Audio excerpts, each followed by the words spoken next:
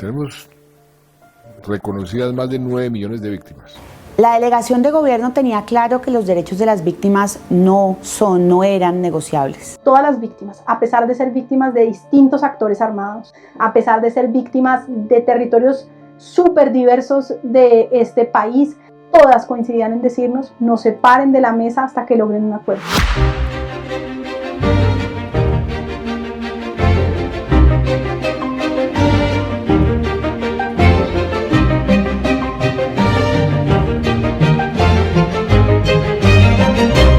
Ese fue un tema difícil, más como en los términos. Creo que había consenso en que había que abordar el tema de víctimas, pero pues sin duda los temas de justicia, etcétera, pues generaban mucha prevención, y más en ese momento inicial en que apenas estábamos definiendo como el cascarón de lo que iba a ser el acuerdo, las líneas generales. Medio siglo de conflicto en Colombia dejó la devastadora cifra de más de 9 millones de víctimas.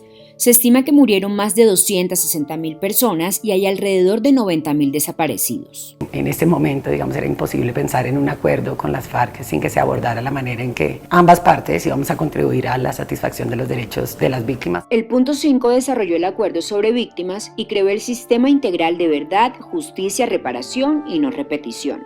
Que es muy pertinente y por primera vez le da la oportunidad a las víctimas a que sus derechos estén en el centro realmente.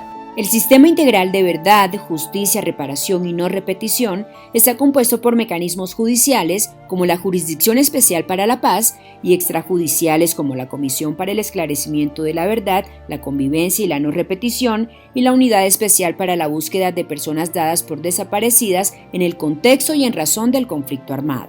Y ahí es cuando se deriva la necesidad de seguir profundizando el tema de las víctimas y profundizando el tema de la JEP y profundizando el tema de la Comisión de la Verdad. Es la primera vez que un acuerdo las tiene en cuenta, porque en otros acuerdos nunca las han tenido en cuenta, nunca. Este no es un gobierno que está llegando por primera vez a pensar en las víctimas, es un gobierno que ha asumido al menos un primer paso de su responsabilidad de reparar a todas las víctimas del conflicto armado. Entonces se hace todo un esquema de participación de víctimas. Oír los testimonios de madres, de campesinos, de indígenas, de afrocolombianos, de personas de todo el país que habían sufrido durante tantos años las consecuencias del conflicto, creo que marcó un punto de no retorno en las conversaciones. Y yo creo que les ayudó mucho, por ejemplo, todo este ejercicio que hicimos de llevar las víctimas a La Habana. Lo que queremos es llevar la voz auténtica de las víctimas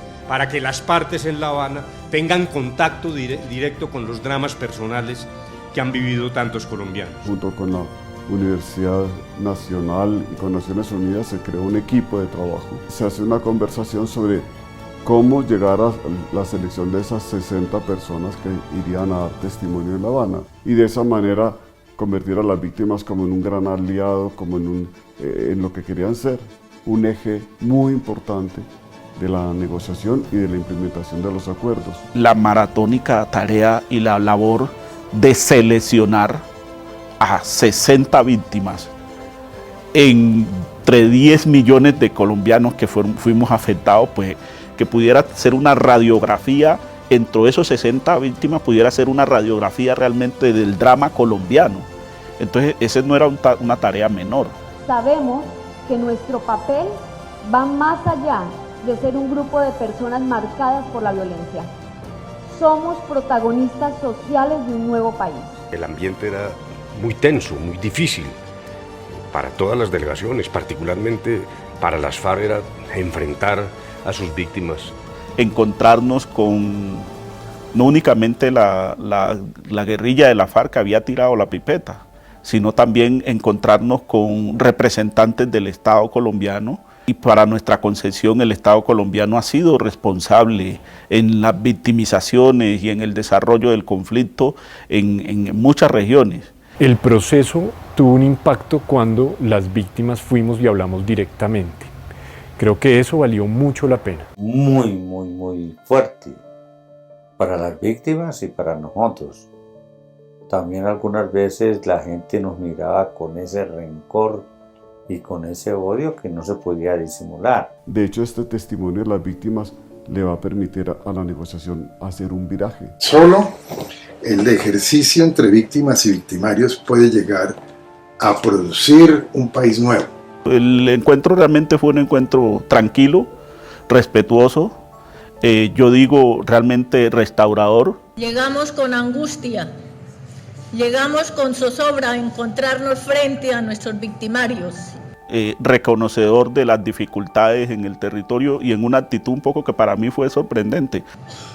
Pero vimos ese gran afecto por parte de ellos en escucharnos. Y eso fue creando un clima, dijéramos, no de amistad, ni de acercamiento, ni de camaradería, pero sí de entendimiento y de apertura hacia una reconciliación. Para mí, el punto más importante para que se haga justicia es el derecho a la verdad. ¿Dónde y qué pasó con sus seres queridos desaparecidos? Cuando tú conoces la verdad, tú aceptas el perdón con mayor tranquilidad.